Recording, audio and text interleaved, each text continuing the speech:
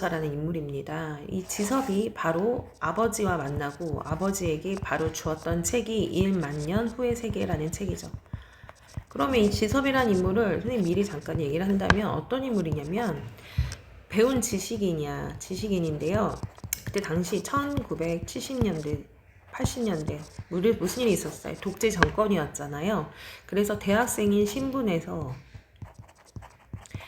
이제 시위를 했던 그런 사람이었단 말이에요. 그러다 보니까 뭐 정부에서 대학생인데 시위를 한다. 독재 정권을 반대하고 그리고 그러니까 임금에 대한 노동자의 부당한 권리에 대해서 그것을 바꿔야 된다라고 주장했던 상황이었고 그런 대학생들에게 감옥을 붙는다거나 고문을 하거나 이런 일들이 있었죠. 그러니까 지섭이도 그 중에 하나였다라고 추측할 수가 있고 그러면 여기서 왜 가정교사로 있나? 그러니까 지식은 있지만 어때? 이런 뭐 여러저런 낙인 때문에 취직하기가 쉽지도 않고 그렇기 때문에 어떻게 보면 지섭이라는 입장 안에서도 이미 배웠지만 이 사람 또한 그러니까 뭐라고 볼 수 있죠? 소외된 계층. 예, 라고 볼 수도 있다고 보죠. 그래서 근데 선생님 미리 또 하나 얘기한다면 요 사장님 있잖아. 요 사장님이 누구냐면 이 큰형과 남동생이 다니는 그 공장 있잖아요. 그 돈을 노동자에게 줘야 될 돈을 안 주고 했던 그 사장 있죠. 그 공장의 사장입니다. 되게 재밌죠? 아버지와 그는 서로 통할 때가 있었다. 그러니까 서로 어떻게 보면 그 사람은 배운 사람이긴 하지만 돈이 없고 가난하고 사회에 낙인은 찍힌 입장이고 지섭과 그 난쟁이 아버지라는 인물은 어떻게 보면은 둘 다 이 사회에서 소외된 그러니까 똑똑하지만 계층이라고 볼 수가 있죠. 그럼 어쩌면 그래서 지섭이가 하는 말을 나는 들었다. 나는 이 땅에서 우리가 기대할 것은 이제 없다고 말했다. 이 땅은 아마도 우리나라를 얘기하겠죠. 어떤 식으로 그들은 바로 바뀌겠어. 부자들을 아까 도둑이라고 또 악당이라고 표현했잖아요. 가진 자는 더 가지려고 하고 없는 사람한테는 더 뺏으려고 하고 그러니까 남을 위해 사랑도 없고 배려도 없는 그런 곳이라고 생각을 했죠. 왜 아버지가 물었다. 지섭이는 말했다. 사람들이 사랑이 없는 욕망만 갖고 있습니다. 뭐예요? 욕망, 이기심. 그래서 단 한 사람도 남을 위해 눈물을 흘릴지 모릅니다. 인정이 메마르다. 이런 사람들만 사는 땅은 죽은 땅입니다. 어떤 땅이에요? 그러니까 이기심과 냉혹함이 가득한 땅이죠. 하긴 아저씨는 평생 동안 아무 일 안 하셨습니까? 일을 안 하다니 일을 열심히 했지. 열심히 일했어. 우리 앞에서도 얘기했지만 그러니까 어머니는 항상 아버지에 대해서 되게 긍정적으로 생각해. 왜? 아버지는 자기의 몸에 장애가 있음에 불구하고 열심히 살았거든. 우리 모두가 열심히 일했네. 그럼 무슨 나쁜 짓을 하신 적이 없습니까? 법을 어긴 적 없으세요? 그랬더니 없어 라고 합니다. 법을 잘 지키며 살아왔다는 거죠. 그렇다면 기도를 드리지 않으셨습니다. 간절한 마음으로 기도를 드리지 않으셨어요. 기도도 올렸지. 그러니까 간절한 마음을 하늘에다가도 기도를 올렸다는 거야. 그런데 이게 뭡니까? 자, 어떤 사람이에요? 그러니까 이 난쟁이 아버지를 잠깐 한테 이제 질문을 했잖아, 지섭이가. 왜 이렇게 힘들고 사냐? 법을 지켰냐? 너 성실하게 살았냐? 그리고 간절히 그러면 신에게도 한번 기도를 들어봤냐? 근데 아버지는 다 했다고 합니다. 그런데도 어떻습니까? 변하는 게 없죠. 뭐가 잘못된 게 분명하죠? 불공평하지 않으세요? 라고 합니다. 뭐야, 열심히 일했으면 일한 만큼의 대가를 받아야 되지만 그 돈은 대부분 공장의 사장이나 돈 많은 사람들이 갖는 사회적 구조의 모순을 얘기하고 있는 거죠. 이 죽은 땅은 떠나야 합니다. 라고 얘기합니다. 그래서 지섭이가 살고 있는 이 현실을 바라보는 태도로 볼 수 있어요. 어떻게 바라보죠? 굉장히 비판적인 태도, 현실 비판적인 태도로 볼 수 있다. 떠나다니 어디로요? 달나라로요. 이 달나라는 것은 어떤 공간이다? 우리가 갈 수는 없겠지만 이들이 아버지와 지섭이가 생각하는 그 어떤 이상향의 공간 아마도 축축함이 이 공간에서는 싸우지 않고 다투지 않고 서로 평등하게 살 수 있겠죠? 1만 년 후의 세계처럼 얘들아 어머니의 불안한 음색이 높아졌다. 불안한 음성 나는 책장을 넣고 밖으로 뛰어나갔다. 아버지를 이제 찾기 위한 거죠. 영호와 영희는 엉뚱한 곳을 찾아 헤매있었다. 나는 방주가는 그 연못 주변이에요. 곧장 하늘을 쳐다보았다. 벽돌 공장이 높은 굴뚝이 눈앞으로 다가왔다. 근데 벽돌 공장이 저기서 이제 바라본 거냐. 어떤 사람이 이렇게 있는 것 같은 거야. 아버지가 서 있었다. 바로 한 걸음 정도에 다리 걸려 있었다. 이 달은 아버지가 꿈꾸는 그런 이상적인 공간이죠. 달. 아버지는 피레침을 잡고 발을 한 바다. 피레침이라는 건 옛날에 이렇게 그 번개가 오지 않게끔 하는 거죠. 밟고 발을 한 발로 내밀었다. 그 자세로 아버지는 종이 비행기를 날렸다. 자, 종이 비행기를 날렸대. 종이 비행기. 근데 종이 비행기는 어떻죠? 순간 나는 것 같지만 결국에는 이 종이 비행기는 어디로 떨어질 수밖에 없습니까? 땅으로 떨어질 수밖에 없어요. 그래서 종이 비행기는 어떤 의미의 상징으로 놓고 본다면 원하는 대로 하늘은 올라갈 수 있지만 하늘을 날 수는 있지만 결국에는 계속 날 수 있는 게 아니라 어떻죠? 결국에는 바닥에 떨어지죠. 즉 희망이 이루어질까요? 안 이루어질까요? 희망이 이루어지지 않는 그런 행위를 상징한다. 종이 비행기를 통해 나타낸다. 뒷부분 줄거리. 난쟁이 가족은 결국 투기업자에게 입주권을 팔고 영희는 그날 집을 나간다. 난쟁이 가족은 사라진 영희를 찾느라 행복동을 떠나지 못하다가 집을 강제 철거당하고 지섭은 철거에 항의하다 다투다가 상처를 입고 끌려간다. 투기업자를 따라 집을 나섰던 영희는 그와 가까이 있다 몰래 그의 금고에서 입주권과 돈을 꺼낸다. 그리고 행복동으로 돌아와 가족의 입주 절차를 마친다. 자, 우리 앞부분에서 영희를 뭐라고 얘기했습니까? 뭐라고 비유했어요? 굉장히 여리고 그런 영희를 꽃에 또 비유했는데 사실 이 꽃이 지금은 흔하지 않지만 이 당시에는 되게 흔한 꽃이었어. 여린 펜지꽃이라고 비유했단 말이야. 그런 영희가 어떻게 됩니까? 자신의 재산을 찾기 위해서 어떻게 합니까? 그 거강꾼, 그 입주 하는 그 사람한테 투기업자한테 몰래 가서 그 사람의 환심을 살고 그 사람 집에 살아요. 실제로. 그리고 나중에 그걸 훔쳐온단 말이야. 어떻게 변하죠? 저항적이면서도 적극적으로 변하죠. 하지만 아버지가 이미 벽돌 공장 굴뚝 속으로 떨어져 죽었다는 소식을 듣고 절규하게 된다. 사실 언제 떨어져 죽었는지는 정확하진 않지만 아마도 축축하건대 아버지가 뭐 했을 것이라고 우리가 상상을 해볼 수가 있다. 자살을 했을 것이다 라고 볼 수가 있다라는 거죠.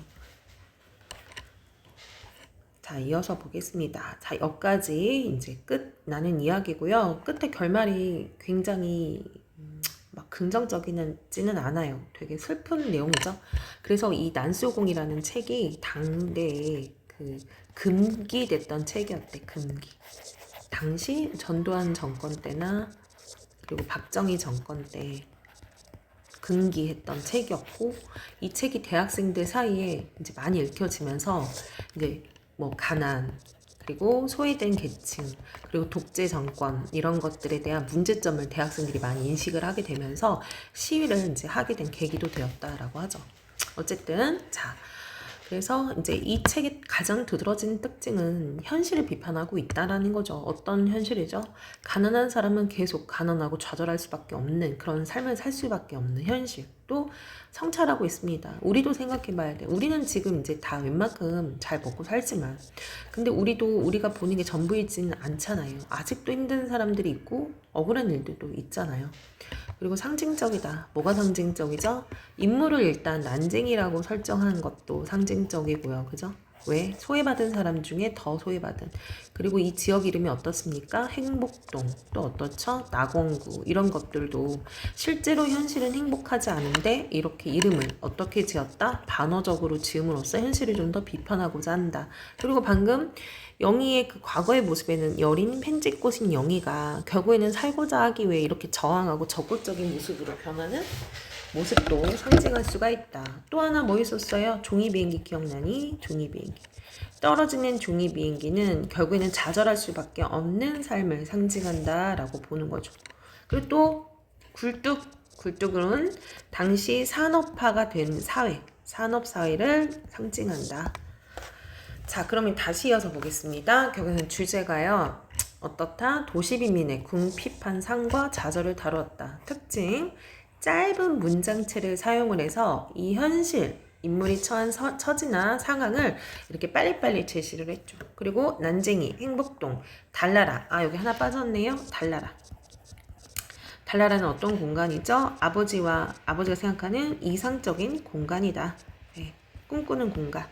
그래서 주제를 강조하고 있더라. 자, 이렇게 이해를 해볼 수가 있는데, 사실 우리가 읽었던 내용들은요, 어떻게 되냐면, 여기서는 이제 1부, 2부, 3부가 있어. 원래 책에서는요. 그리고 1부에서는요, 영수의 시점으로 얘기를 하고 있고요. 2부에서는 영호의 시점, 이제 둘째 형 영호의 시점, 그 다음에 첫째 영수의 시점, 그 다음에 이제 3부에서는 영의 시점인데요. 우리가 지금 보는 부분은 이렇게 되어 있더라. 알아두세요.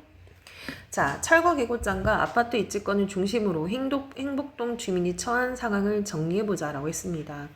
이것을 받고 동사무소에 가서 항의를 하였지만 입주한 능력이 되지 않은 주민들은 아파트 입주권을 결국에는 그것을 거래하는 거각군에게 팔고 마을을 떠날 수밖에 없는 처지가 된다.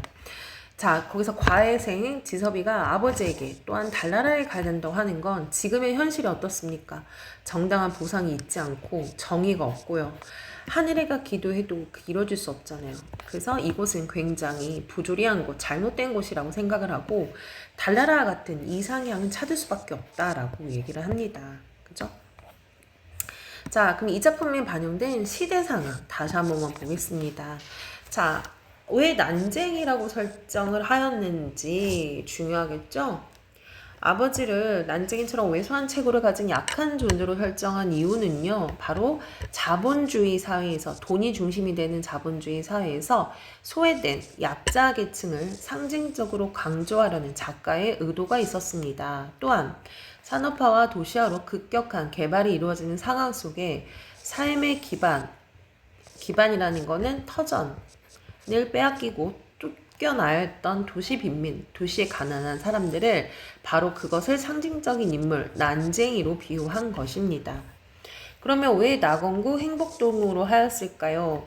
낙원과 행복은 사실 행복한 거잖아. 하지만 이들의 삶은 실제로 어떻죠? 재개발을 앞둔 빈민 쪽에서는 삶이 굉장히 힘들고, 그래서 반어적으로 설정하여 일부러 이들의 아주 피폐하고 굉장히 힘든 삶을, 그리고 절망적인 현실을 이렇게 반어적인 표현으로 강조하고 있더라. 그러면 1970년에 진행이 된 산업화와 도시화는 우리의 삶에 어떻게 영향을 미쳤을까요? 우리나라는 1950년 전쟁을 겪고 나서 근 20년 동안 엄청난 산업화를 이루었다는 거죠. 원래 1950년만 전만 하더라도요, 우리나라는 농경 국가였습니다. 근데 어떻게 되죠? 이제 급격한 산업화가 이루어지게 된다라는 얘기죠. 그래서 확실한 건 소득은 향상이 되었습니다. 그리고 가난에 벗어나게 되었지만요. 사람들이 그러니까 산업화로 더 이상 농촌에서 일을 해서 적은 돈이고 농사를 져서 얻는 수익이 적으니까요. 도시로 몰리게 됩니다. 공장에서 일하기 위해. 이에 따라 집이 있는 사람이 있고 없는 사람이 생기죠. 그러면서 빈부, 잘하고 못 사는 사람의 심화가 되고, 그리고 하층 노동자들은 심지어 노동의 환경이 열악하고 적은 임금으로 살고 이랬다. 또한 주거 문제, 시골에서 도시로 이사 왔는데 어디 집이 있겠어요? 이러면서 이들이 임시적으로 지은 가주택에 나라에서는 또 그것을 철거하는 문제까지도 생겨났다라는 거죠. 이것도 알아두세요.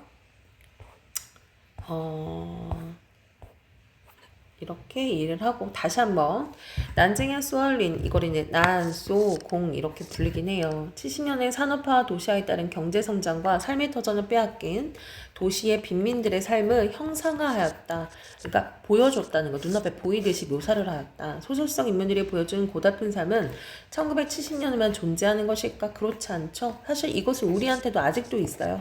아직도요, 재개발 때문에 이사를 가야 되는 그런 곳이 서울에도 아직은 있거든요. 네. 그리고 굳이 달나라를 가지 않고도 사실은 되게 이게 달나라를 가자라고 얘기를 하는 지섭의 대답이 끔찍한 거야. 왜냐면 그 당시 지섭이나 난쟁이 아버지가 느꼈을 때는 지금 살고 있는 이 세계가 굉장히 끔찍한 세계인 거잖아. 그러니까 바꿔질 수 없다고 생각하고 달나라를 가자고 한 거거든. 근데 지금도 역시 마찬가지냐? 그렇게 되지 않게 해야죠. 우리가 살고 있는 이 세계를 아주 이상적인 공간으로, 행복한 공간으로 바꿔서 살아가야겠죠. 그래서 이렇게 해서 오늘 수업은 끝.